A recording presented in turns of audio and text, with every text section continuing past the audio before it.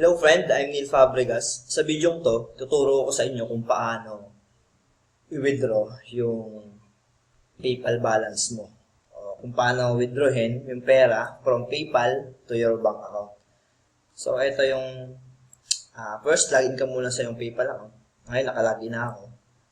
So mag-withdraw ako ng pera from my PayPal balance to my bank account.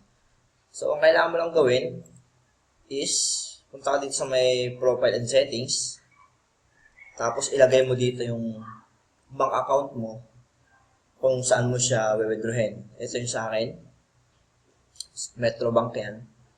Then pwede mo rin ilagay dito yung credit card mo or yung debit card para ma-verify naman. For verification purposes naman yun. And for example, may bibilhin ka online gamit yung PayPal. So kapag wala kang PayPal balance, doon yun ibabawas sa yung credit card or debit card. So kailangan ilagay mo rin dito yun. So ito yung bank account ko. Mag-withdraw ako ngayon from my PayPal balance. Punta ulit ako sa home, summary. Ayan. Tapos dito, click mo lang tong transfer money na to. Ayan.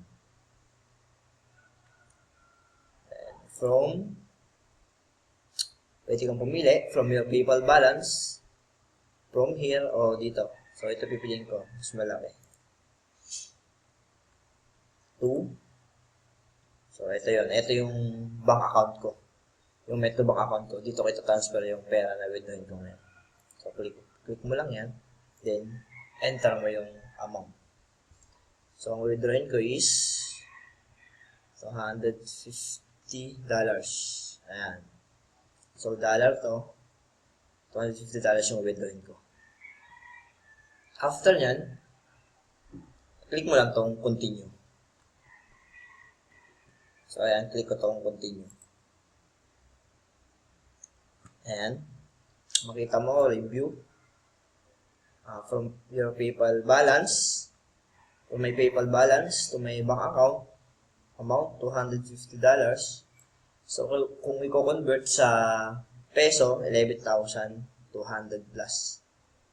So ayan, ang processing is 2 to 4 business days. So ayan, it takes 2 to 4. Minsan mas mabilis, minsan 1 day lang. So ayan, after nyan, click mo na tong transfer. So, ayan na.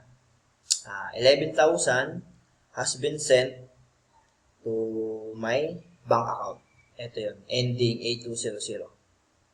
So, ayan. Ganun lang kadali mag-transfer ng pera from your PayPal to your bank account. So, ayan. Sana may natutunan ka sa video na to.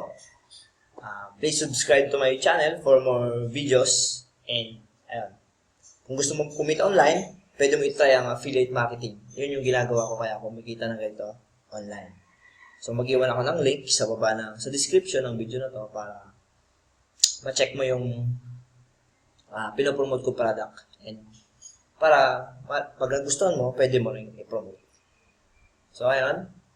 Thank you and God bless.